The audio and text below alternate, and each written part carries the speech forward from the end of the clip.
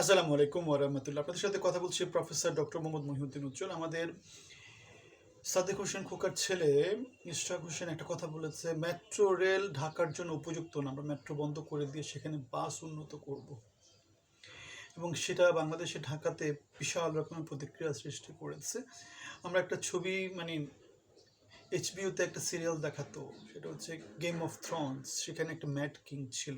এই যে এদের কথাবার্তাগুলো দেখলে মনে হয় যেন ম্যাড কিং। বাংলাদেশে ঢাকা শহরে তো বাস টাস তো চলেছে, 54 বছর ধরে চলেছে না। আমরা ঘন্টার পর ঘন্টা তো জ্যামের মধ্যে পড়ে থাকতাম। এখন ঢাকার মতিঝিল থেকে উত্তরায় যেতে 25 মিনিট 30 মিনিট সময় লাগে, এক টানে চলে যায়।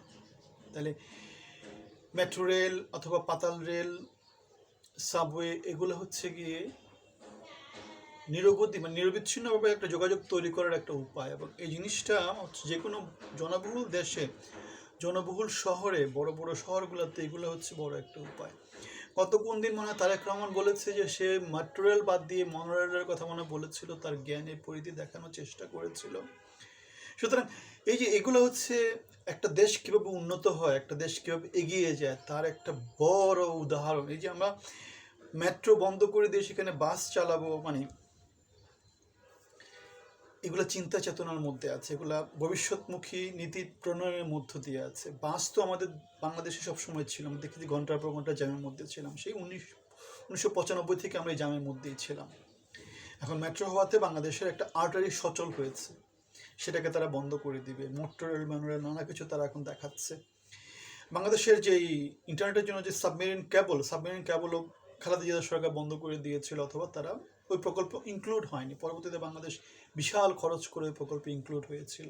সুতরাং আমরা দেখতে পাচ্ছি পরিকল্পনা, এবং যদি ওই প্রকল্প আগে ইনক্লুড হতো তাহলে বাংলাদেশ আরও বেশি এগিয়ে যেতে পারতো। বাংলাদেশের এই যে 24-এর বিপ্লবটা এটা হয়তো বা 12-13তেই হয়ে যেত, এমন একটা ব্যাপার।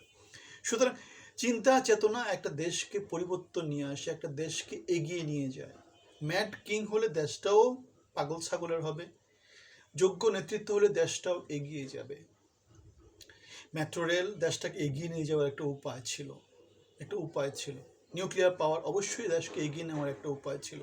সস্তায় বিদ্যুৎ তৈরি করা যায়, যদিও দুর্নীতি হয়েছে, বাংলাদেশ মাত্রই দুর্নীতিগ্রস্ত। এই যে মেট্রো রেল বন্ধ করে দিয়ে সেখানে বাস চালাবে বলতে, সেটার পিছনে উদ্দেশ্যটা কি? উদ্দেশ্যটা এখানেও কিন্তু লোকজন দেখা শুরু করেছে যে চাঁদাবাজি বাড়ানো যাবে, লোকজনের উপর অত্যাচার করা যাবে, নানাভাবে নানা জায়গাতে দখলবাজি করা যাবে, নিজের সক্ষমতা বাড়ানো যাবে। এগুলো হচ্ছে গিয়ে এখন মেট্রো রেল হওয়াতে কী হয়েছে, কেউ কারো ধারে না, বাসে উঠে চলে আসে, ট্রেনে উঠে চলে আসে, একদম এক টানে চলে আসে ঢাকা এই প্রান্ত থেকে ওই প্রান্তে।